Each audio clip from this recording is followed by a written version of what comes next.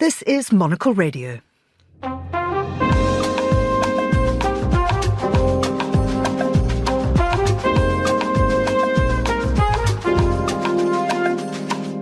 Now, more than 1,000 acts of anti-Semitism have been recorded in France since the beginning of the Israel-Hamas war on October the 7th. That's according to the country's interior minister. Faced with this stark rise, this week French President Emmanuel Macron vowed to be ruthless against those who spread anti-Jewish hate. And the heads of both houses of parliament have planned a march against anti-Semitism for Sunday. But what was intended to be a demonstration of unity against discrimination has descended into political division, as Monocle's Isabella Jewell reports.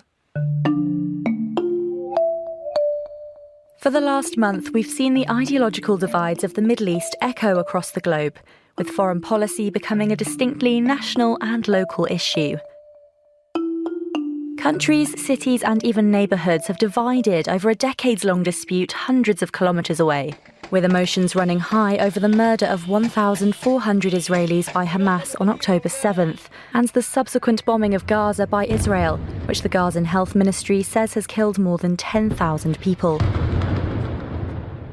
No country in Europe presents as more of a microcosm of the tensions in the Middle East than France, home to both Europe's largest Jewish and Muslim communities.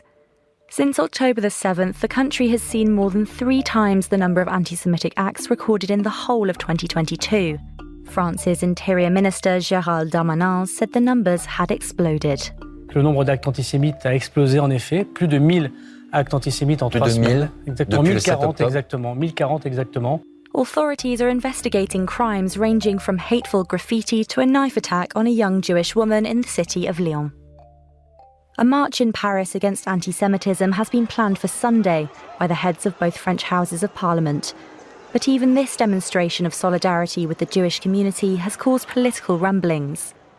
The leftist political party France Unbowed has refused to take part in the demonstration, with its leader Jean-Luc Mélenchon writing on X that fighting anti-Semitism is just a pretext for the march. Instead, he believes it's a meeting of friends of unconditional support for the massacre. This comes after a difficult month for the country's left-wing political alliance, NUP, which stands as an alternative to Emmanuel Macron's centrist government. Just weeks ago, the French Socialist Party withdrew from the alliance in response to Jean-Luc Mélenchon's stance on the Israel-Palestine conflict and refusal to denounce Hamas as a terrorist organisation. It's a similar internal battle to the one taking place over the Channel, where the Labour Party is grappling with divergent views on the issue of Palestine. But it's not just those on the left of French politics who are treading cautiously around Sunday's march. The presence of the far-right's National Rally has raised eyebrows. The party's leader, Marine Le Pen, was quick to pledge her support for the march and called on voters to join in. J'y participerai, Jordan Bardella y sera, l'ensemble de nos élus y seront, et j'appelle d'ailleurs l'ensemble de nos adhérents et de nos électeurs à venir se joindre à cette marche. The National Rally, formerly the National Front, was founded by Le Pen's father, Jean-Marie Le Pen, a convicted anti-Semite. Over the decades, he has repeatedly been convicted for crimes against humanity, after saying that the gas chambers used in the Holocaust were only a detail of history. A spokesman for Emmanuel Macron's centrist government said the National Rally did not have a place in the march. Communist leader Fabien Roussel said he would not march alongside the party, accusing it of being descended from anti-Semites and people who collaborated with Nazi Germany. It's a view shared by Jean-Luc Mélenchon's France Unbowed party. Nabila Ramdani, author of Fixing France, How to Repair a Broken Republic. The National Rally is certainly a party with very strong links with fascism, including Nazism. When it began as the National Front in 1972, founder members included Third Reich military veterans who had sworn an oath to Adolf Hitler.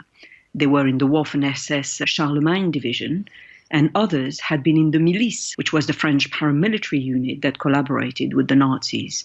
To pretend that Marine Le Pen has somehow magicked all this extreme far-right hatred away is absolutely absurd. The Rassemblement National Populaire was the fascist party that was aligned with France's pro-Nazi Vichy government throughout the occupation during the Second World War. Marine Le Pen later chose the same name, Rassemblement National, as an alternative to the National Front. So there was little wonder that successive court judgments in 2014 and 2015 ruled that it was perfectly permissible for Marine Le Pen to be referred to as a fascist. So why is Marine Le Pen's party so keen to show support for the Jewish community? Marine Le Pen's apparent schism from her father is actually a staged one, and despite her monumental effort to create distance between her and her father and to propel her new party, the Rassemblement National, forward so as to promote herself as an anti-establishment heroine, Marine Le Pen undoubtedly remains a chip of the old bloc of Jean-Marie Le Pen. And this is why so many moderates in the French political establishment want nothing to do with them, let alone to march with them against anti-Semitism. Given its history as both a collaborator with the Nazi regime and a country with a large Muslim population, France sits in an uncomfortable position when it comes to the war between Israel and Palestine. At the end of October, some waking up in Paris were horrified to see more than 200 blue stars of David sprayed across buildings. The mayor of the 14th arrondissement said the graffiti was a chilling reminder of the events of the 1930s. Under the occupation, France deported 75,000 Jews, the majority of whom were murdered. 2 couples are suspected of carrying out the vandalism, and in a strange twist in the tale, French authorities are currently investigating whether an actor in Russia paid the individuals to do so. For Monocle, I'm Isabella Jewell.